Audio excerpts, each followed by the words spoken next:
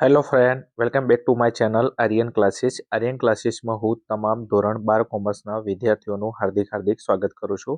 ચલો વિદ્યાર્થી મિત્રો, આપણે આ વિડીયોની અંદર તમારી દ્વિતીય વાર્ષિક પરીક્ષા 2026 જે હાલમાં દરેક જિલ્લાઓની અંદર ચાલુ છે, તો તમારી પરીક્ષા માટે એક સરસ મજાનું આજે આપણે એક મોસ્ટ આઈએમપી પ્રશ્નપત્રનું સોલ્યુશન કરવાના છીએ. પ્રશ્નપત્ર વિશે થોડી ડિટેલમાં આપણે વાત કરીએ તો પ્રશ્નપત્ર ક્યાંનું છે, તો બનાસકાંઠા શાળા વિકાસ સંકુલ એટલે કે બનાસકાંઠા જિલ્લાનો પેપર છે. પેપર ક્યાંનું છે? પ્રિલિમ પરીક્ષા 2025-26 એટલે 2025-26 લેટેસ્ટનું આ પ્રશ્નપત્ર છે. ધોરણ તમે જોશો 12 અને વિષય વાણિજ્ય વ્યવસ્થા અને સંચાલન એટલે કે તમારું BA નું પેપર છે. ઓકે, તારીખ તમે ખાસ જોઈ શકો છો. તારીખ અહીંયા તો જોશો 22/1/2026 અને ગુરુવાર એટલે 2026-22 તારીખને પહેલો મહિનો એટલે લેટેસ્ટ પેપર છે તમારું. કુલ ગુણ 100 અને તમને 3 કલાકનો સમય આપવામાં આવે છે. તમે કોઈ પણ જિલ્લામાંથી મારો વિડીયો સેન્ડ કરી રહ્યા હોય, ગુજરાતના કોઈ પણ હરતા ફરતા ચેનલને વિઝિટ કરવા માટે આવેલા હોય, તો આ વિડીયો તમારા માટે મોસ્ટ આઈએમપી છે. તો ખાસ આ પ્રશ્નપત્રને તમે મોસ્ટ આઈએમપી પ્રશ્નપત્ર તરીકે ઉપયોગમાં લઈ શકો છો. દરેક વિભાગના પ્રશ્નો આઈએમપી છે ખાસ, તો તમે વિડીયો જોઈને તૈયાર કરી જજો એમ. ક્લિયર? ચલો હવે આપણે આગળ વિડીયોની અંદર જતા રહીશું. તો સૌથી પહેલા આપણો છે વિભાગ એ. ચલો વિભાગ એમાં શું કીધું છે કે નીચે આપેલા વિકલ્પોમાંથી યોગ્ય વિકલ્પ પસંદ કરીને જવાબ લખો. પ્રત્યેકનો 1 ગુણ છે અને 20 ગુણનો આપણો આ વિભાગ છે. એમાં પ્રશ્ન નંબર આગળ આપણને એક કીધું છે, તો અન્ય વ્યક્તિઓ પાસેથી કામ લેવાની કળાને શું કહેવામાં આવે છે? અન્ય વ્યક્તિઓ પાસે કામ મેળવી લેવાની કળાને શું કહેવામાં આવે છે? બધા લોકોને વ્યાખ્યા આવડતી છે. ક્લિયર? શું કહેવામાં આવે છે? સંચાલન કહેવામાં આવે છે. અન્ય વ્યક્તિઓ પાસેથી કામ મેળવી લેવાની કળાને સંચાલન કહેવામાં આવે છે. સંચાલનની વ્યાખ્યા જ પૂછેલી છે તમને. પ્રશ્ન નંબર 2, આધુનિક સંચાલનના પિતાનું બિરુદ મેળવનાર એટલે કોણ? સ્ટાર વાળો પ્રશ્ન છે, મોસ્ટ આઈએમપી. આધુનિક સંચાલનના પિતાનું બિરુદ મેળવનાર એટલે કોણ? તો જવાબ આવશે ઓપ્શન નંબર એ, પીટર ડ્રકર. આ પીટર ડ્રકરને આધુનિક સંચાલનના પિતા તરીકે ઓળખવામાં આવે છે. ચલો પ્રશ્ન નંબર 3, કાર્યક્રમ પાર પાડવાની વ્યવસ્થા કોણ દર્શાવે છે? કાર્યક્રમ પાર પાડવાની વ્યવસ્થા કોણ દર્શાવે છે? તો જવાબ આવશે ઓપ્શન નંબર સી, પદ્ધતિ. કાર્યક્રમને પાર પાડવાની વ્યવસ્થા કોણ દર્શાવે છે? પદ્ધતિ. ચલો આગળ વાત કરીએ તો પ્રશ્ન નંબર 4 ની અંદર જવું છે, નીચેનામાંથી શું સોંપી શકાતું નથી? નીચેનામાંથી કોને સોંપી શકાતું નથી? તો જવાબ આવશે ઉત્તરદાયિત્વ. આ ઉત્તરદાયિત્વને સોંપી નહીં શકાતું. તમને કહ્યું સત્તાને સોંપી શકાય, એકના જોડેથી સત્તાને બીજાના હાથમાં આપી શકાય. જવાબદારી એકના માથેથી બીજાના માથે આપી શકાય. કાર્ય, ક્લિયર, મારું કાર્ય હું બીજાને આપી શકું, તમે તમારું કાર્ય કોઈ બીજા જોડે કરી શકો છો, પણ આ ઉત્તરદાયિત્વ એક એવું છે કે એ સોંપી શકાતું નથી. ચલો વિદ્યાર્થી મિત્રો આગળ આપણે વધીએ તો પ્રશ્ન નંબર છે 5, ભરતી પછીનું બીજું કાર્ય કયું છે? ભરતી પછીનું બીજું કાર્ય કયું છે? તો જવાબ આપશે ઓપ્શન નંબર બી, પસંદગી. જ્યારે ભરતી થઈ જાય તો એના પછી તમને ખબર છે કે તમારે પસંદગી કરવી પડે. ક્લિયર? ચલો આગળ નેક્સ્ટ પ્રશ્ન નંબર 6, સત્તા સોંપણીના મૂળ તત્વો કેટલા છે? સત્તા સોંપણીના મૂળ તત્વો કેટલા છે? તો જવાબ આવશે ઓપ્શન નંબર સી, 4. સત્તા સોંપણીના 4 મૂળ તત્વો છે. પ્રશ્ન નંબર 7, માનવ સંસાધન સંચાલનનું મુખ્ય કાર્ય શું છે? માનવ સંસાધન સંચાલનનું મુખ્ય કાર્ય શું છે? તો જવાબ આવશે ઓપ્શન નંબર ડી, કર્મચારી આયોજન. માનવ સંસાધન સંચાલનનું મુખ્ય કાર્ય છે કર્મચારીઓનું આયોજન કરવું. નેક્સ્ટ પ્રશ્ન નંબર આગળ 8 ઉપર જવું છે, પ્રોત્સાહન આપીને અપેક્ષિત ધ્યેય પ્રાપ્ત કરવાની પ્રક્રિયાને શું કહેવામાં આવે છે? પ્રોત્સાહન આપીને અપેક્ષિત ધ્યેય પ્રાપ્ત કરવાની પ્રક્રિયાને શું કહેવામાં આવે છે? તો જવાબ આવશે ઓપ્શન નંબર એ, અભિપ્રેરણ. શું કહેવામાં આવશે?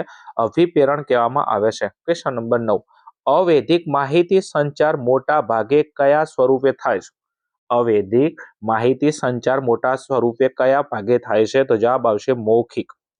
આ અવૈધિક માહિતી સંચાર છે એ મોટા ભાગે મૌખિકમાં જ થાય, એટલે કે બોલીને જ થાય, લેખિતમાં ના થાય, લેખિતની મૌખિકમાં ના થાય, અનૌપચારિક ના થાય, એ હંમેશા મૌખિક જ થાય. ચલો આગળ વાત કરીએ તો પ્રશ્ન નંબર 10 ઉપર, સંચાલનની કાર્યક્ષમતા માપવાનું બેરોમીટર કોને કહેવામાં આવે છે?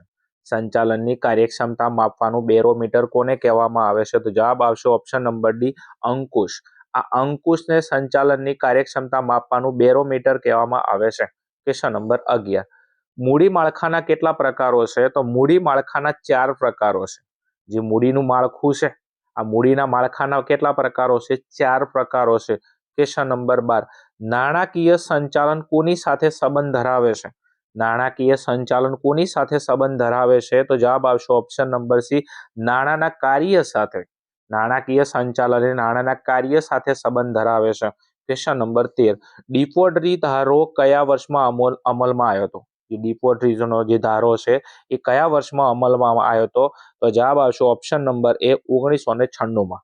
આ 1996 ની અંદર ડિપોઝિટરી નામનો જે ધારો હતો એને શું કર્યો હતો? અમલમાં આવ્યો હતો. નેક્સ્ટ પ્રશ્ન નંબર 14, ટ્રેઝરી બિલની મુદત કેટલી હોય છે? ટ્રેઝરી બિલની મુદત કેટલી હોય છે? તો ટ્રેઝરી બિલની મુદત હોય છે 182 દિવસ. મોસ્ટ આઈએમપી સ્ટાર વાળો ક્વેશ્ચન છે. આ ટ્રેઝરીનું જે બિલ હોય છે એની મુદત કેટલી હોય છે? 182 દિવસ. ચલો આગળ વાત કરીએ વિદ્યાર્થી મિત્રો પ્રશ્ન નંબર 14 પછી 15 ઉપર. શું કીધું છે પ્રશ્ન નંબર 15 ની અંદર?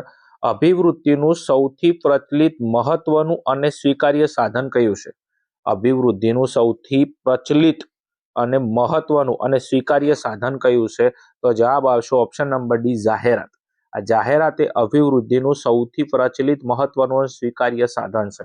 ક્વેશ્ચન નંબર 16, સંચાલનનું કયું કાર્ય અંકુશના જન્મદાતા તરીકે ઓળખાય છે? સંચાલનનું કયું કાર્ય અંકુશના જન્મદાતા તરીકે ઓળખાય છે? તો જવાબ આવશે આયોજન. આ આયોજનને અંકુશના જન્મદાતા તરીકે ઓળખવામાં આવે છે. નેક્સ્ટ ક્વેશ્ચન નંબર આગળ વાત કરીએ તો આપણા 17 ઉપર, આંતરરાષ્ટ્રીય કક્ષાએ દર વર્ષે કયા દિવસને ગ્રાહક અધિકારી દિવસ તરીકે ઉજવવામાં આવે છે? આંતરરાષ્ટ્રીય કક્ષાએ દર વર્ષે કયા દિવસને ગ્રાહક અધિકારી દિવસ, કયો દિવસ? ગ્રાહક અધિકારી દિવસ. તો જવાબ આવશે ઓપ્શન નંબર બી, 15મી માર્ચ. આ 15મી માર્ચનો દિવસ આખા દેશની અંદર ગ્રાહકના અધિકાર દિવસ તરીકે ઉજવવામાં આવે છે. ક્વેશ્ચન નંબર 18, જાહેર હિતની અરજી કઈ કોર્ટમાં થઈ શકે છે? જાહેર હિતની અરજી કઈ કોર્ટમાં થઈ શકે છે? તો ઓપ્શન નંબર ડી, સુપ્રીમ કોર્ટમાં. કઈ કોર્ટ? Supreme court. જાહેર હિત એટલે કોઈને જાહેરની અંદર શું થયો હોય, કોઈને કોઈ નુકસાન થયું હોય, કોઈની સાથે અન્યાય થયો હોય, તો જાહેર હિતની તમારે અરજી કરવી હોય તમે કઈ કોર્ટમાં કરી શકો છો? સુપ્રીમ કોર્ટની અંદર કરી શકો છો. ક્વેશ્ચન નંબર 19, ભારત સરકારે પર્યાવરણને પ્રદૂષિત થતું અટકાવવા માટે કયા માર્ગની યોજના બહાર પાડી છે? ભારત સરકાર જે પર્યાવરણ જે પ્રદૂષણ થાય છે એને અટકાવવા માટે કયા માર્ગની યોજના બહાર પાડી છે? તો જવાબ આવશે option number C, eco mark. કયો? Eco mark. ચલો ક્વેશ્ચન નંબર 20 અને વિભાગ એનો આપણો લાસ્ટ એન્ડ ફાઇનલ ક્વેશ્ચન છે. સમગ્ર વિશ્વના ધંધા ઉદ્યોગોનો વિકાસ થાય તે માટે વૈશ્વિક ધોરણે શાની રચના થઈ?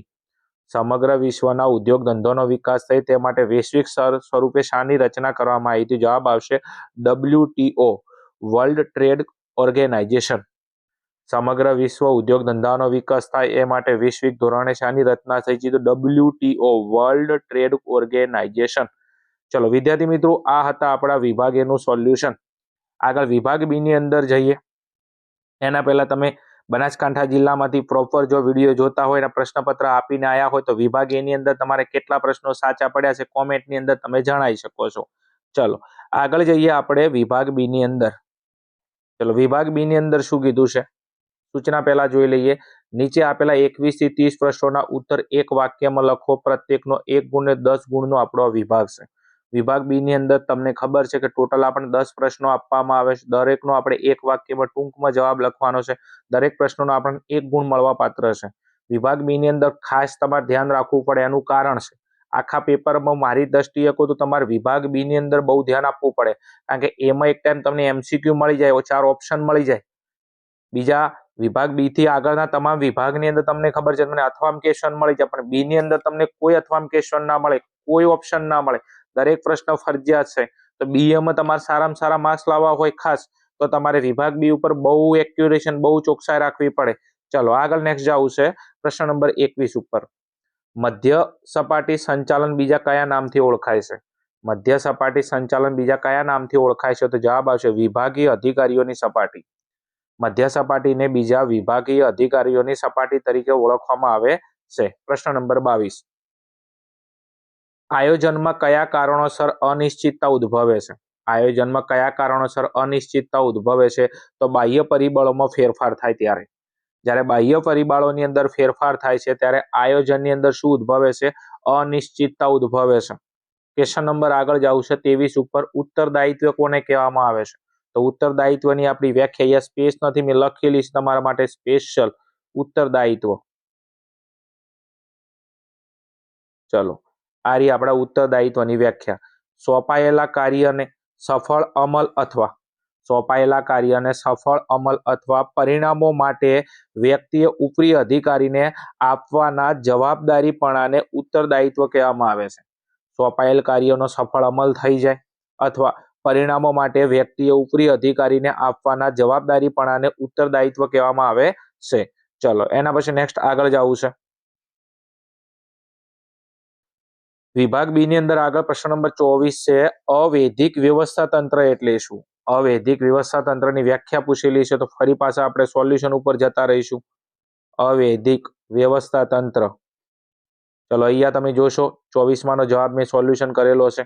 શું કીધેલું છે જુઓ, સભાનતાપૂર્વક રચના કરવામાં આવી ન હોય, સભાનતાપૂર્વક રચના કરવામાં આવી ન હોય પરંતુ કર્મચારીઓ વચ્ચેના વ્યક્તિગત સંબંધોથી કુદરતી રીતે ઉદ્ભવતા આંતરિક સંબંધોના નેટવર્કને અવૈધિક વ્યવસ્થા તંત્ર કહેવામાં આવે છે.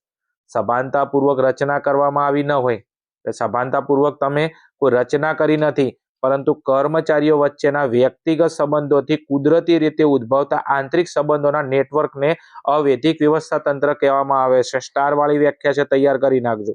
નેક્સ્ટ આગળ. ચલો, એના પછી આગળ વાત કરીએ તો આપણા પ્રશ્ન નંબર 25 ઉપર જઈએ. પસંદગીની પ્રક્રિયાનો આધાર જણાવો. પસંદગીની પ્રક્રિયાનો આધાર જણાવો. તો જવાબ અહીંયા લખેલો છે, તમે જોશો. ભવિષ્યમાં જરૂરી કર્મચારીઓની જરૂરિયાત અને તેમની લાયકાતની ચકાસણી કરવાનો છે.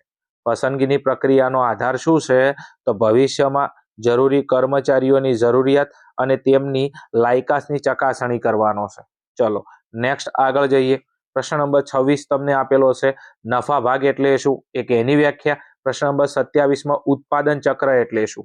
બંને વ્યાખ્યા તમે જોશો, એક નફા ભાગ એટલે શું, ઉત્પાદન ચક્ર એટલે શું. ચલો, બંનેની વ્યાખ્યા અહીંયા લખેલી છે, આપણે એનું સોલ્યુશન કરી લઈએ. ચલો વિદ્યાર્થી મિત્રો, આ છે પ્રશ્ન નંબર 26, નફા ભાગની વ્યાખ્યા. શું કીધેલું છે? કર્મચારીઓને તેમના વેતન ઉપરાંત ધંધાના નફામાંથી અગાઉથી નક્કી કરેલા ભાગ આપવામાં આવે તેને નફા ભાગ કહેવામાં આવે છે. કર્મચારીઓને તેમના વેતન ઉપરાંત, એટલે વેતન ઉપરાંત ધંધાના નફામાંથી અગાઉથી નક્કી કરેલા ભાગ આપવામાં આવે, એટલે વેતન ઉપરાંત અગાઉથી ધંધાની અંદર નક્કી કરેલું હોય કે નફામાંથી ભાઈ તમને આટલો ભાગ આપવામાં આવશે, તો એને નફા ભાગ કહેવામાં આવે છે. ચલો, એના પછી ઉત્પાદન ચક્રની વ્યાખ્યા જોઈએ આપણે 27 ની અંદર. કાચા માલની ખરીદીથી લઈને તૈયાર માલના વેચાણ સુધીની સમગ્ર પ્રક્રિયાને, કાચા માલની ખરીદીથી લઈને તૈયાર માલના વેચાણ સુધીની સમગ્ર પ્રક્રિયાને ઉત્પાદન ચક્ર કહેવામાં આવે છે. ચલો વિદ્યાર્થી મિત્રો, એના પછી આગળ વાત કરીએ તો આપણે વિભાગ બી ની અંદર પ્રશ્ન નંબર 28, ટ્રેઝરી બિલ કઈ કિંમતે બહાર પાડવામાં આવે છે? ટ્રેઝરી બિલ કઈ કિંમતે બહાર પાડવામાં આવે છે? આગળ એક પ્રશ્ન ટ્રેઝરી બિલનો આવી ગયો MCQ, 182 દિવસ. ટ્રેઝરી બિલ કઈ કિંમતે બહાર પાડવામાં આવે છે? તો ટ્રેઝરી બિલ વટાવથી બહાર પાડવામાં આવે છે અને મૂળ કિંમતે પરત કરવામાં આવે છે. ટ્રેઝરી બિલ વટાવથી બહાર પાડી મૂળ કિંમતે પરત કરવામાં આવે છે. દાખલા તરીકે 100 નો ટ્રેઝરી બિલ હોય તો એ વટાવથી, એટલે ઉદાહરણ તરીકે 90 બહાર પાડ્યો, પણ પરત કરો તો એની મૂળ કિંમત કેટલી છે? 100. આ રીતના જ પરત કરવામાં આવે છે. તો ટ્રેઝરી બિલ વટાવથી બહાર પાડી મૂળ કિંમતે પરત કરવામાં આવે છે. ચલો આગળ વાત કરીએ તો પ્રશ્ન નંબર આપણા 29 ઉપર, પેદાશ વિભાગમાં કઈ બાબત ઉપર ભાર મૂકવામાં આવે છે? પેદાશ વિભાગની અંદર કઈ બાબત ઉપર ભાર મૂકવામાં આવે છે? ફરી પાછા આપણે એના ક્વેશ્ચન ઉપર જતા રહીશું. ક્વેશ્ચન નંબર આપણા 29. ચલો આ રહ્યો. પેદાશ વિભાગમાં ઉત્તમ ગુણવત્તાવાળી પેદાશના ઉત્પાદન અને ગ્રાહકને ઉપલબ્ધ કરાવવા પર ભાર મૂકવામાં આવે છે. પેદાશ વિભાગમાં ઉત્તમ ગુણવત્તાવાળી પેદાશના ઉત્પાદન, એટલે જે પેદાશ તમે ઉત્પાદન કરો છો એ ઉત્તમ ગુણવત્તાવાળી હોવી જોઈએ અને ગ્રાહકને ઉપલબ્ધ કરાવવા પર ભાર મૂકવામાં આવે છે. ક્લિયર? ચલો એના પછી નેક્સ્ટ વિભાગ આપણે બી ની અંદર વાત કરીએ તો પ્રશ્ન નંબર લાસ્ટ એન્ડ ફાઇનલ પ્રશ્ન છે આપણો બી નો.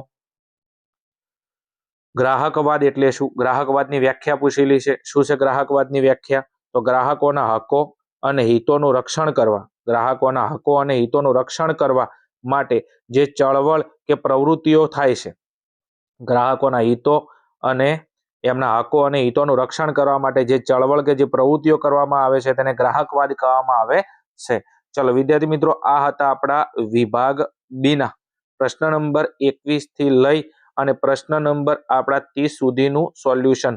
આઈ હોપ, આશા રાખું છું કે પ્રશ્નની અંદર તમને ખબર પડી છે.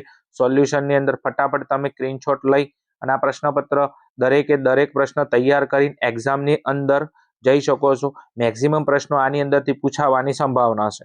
ચલો આગળ વાત કરીએ તો આપણે વિભાગ સી ની અંદર નીચે આપેલા પ્રશ્ન નંબર 31 થી 47 સુધીના પ્રશ્નોમાંથી કોઈ પણ 13 પ્રશ્નોના ઉત્તર ટૂંકમાં લખો. પ્રત્યેકના 2 ગુણ ને 26 ગુણનો આપણો વિભાગ છે. ફટાફટ સ્ક્રીનશોટ તમે લઈ લેશો. પ્રશ્ન નંબર 31, 32, 33, 34, 35, 36, 37, 38, 39, 40. ચલો આગળ વાત કરીએ તો 41, 42, 43, 44, 45, 46, 47. ક્લિયર? આગળ નેક્સ્ટ. ચલો એના પછી આગળ વિદ્યાર્થી મિત્રો વિભાગ સી પછી છે વિભાગ ડી. નીચે આપેલા 48 થી 59 સુધીના પ્રશ્નોમાંથી કોઈ પણ 8 પ્રશ્નોના મુદ્દાસર ઉત્તર લખો. પ્રત્યેકના 3 ગુણ ને 24 ગુણનો આપણો વિભાગ છે. તમને મનગમતા કોઈ પણ 8 પ્રશ્નો લખવાના છે. પ્રશ્ન નંબર 48, 49, 50, 51, 52, 53, 54, 55 અને 56. ફટાફટ સ્ક્રીનશોટ તમે લઈ લેશો. ચલો આગળ છે અહીંયા પ્રશ્ન નંબર 55, 56, 57, 58 અને 59. તો વિદ્યાર્થી મિત્રો આ છે આપણા વિભાગ ડી ના મોસ્ટ આઈએમપી પ્રશ્નો. એના પછી આગળ વાત કરીએ તો વિભાગ એ ની અંદર સૂચના છે નીચે આપેલા 60 થી 65 સુધીના પ્રશ્નોમાંથી કોઈ પણ 4 પ્રશ્નોના સવિસ્તર ઉત્તર લખો. પ્રત્યેકના 5 ગુણ ને 20 ગુણનો આપણો વિભાગ છે. ક્લિયર? તમને અહીંયા જે પ્રશ્નો આપેલા છે 60 થી 65, તમને મનગમતા 4 પ્રશ્નો તમારે લખવાના છે. પ્રત્યેકના 5 ગુણ મળવા પાત્ર છે. ક્લિયર? 5 ચોક 20 ગુણનો આપણો વિભાગ છે. તમે જોઈ શકો છો 60 થી લઈને 65 નંબરના પ્રશ્નો આ આપણા વિભાગીના મોસ્ટ આઈએમપી ક્વેશ્ચન છે. ચલો વિદ્યાર્થી મિત્રો, આ હતું આપણા બનાસકાંઠા શાળા વિકાસ સંકુલનું લેટેસ્ટ 2026 દ્વિતીય પરીક્ષાનું લેવાઈ ગયેલા પ્રશ્નપત્રનું સોલ્યુશન. મળીશું આપણે આવા જ કોઈ પ્રશ્નપત્રના સોલ્યુશન સાથે. ત્યાં સુધી જોતા રહો અમારી channel Aryan classes. Okay, thank you. Jai Hind, જય ભારત, તથાસ્તુ.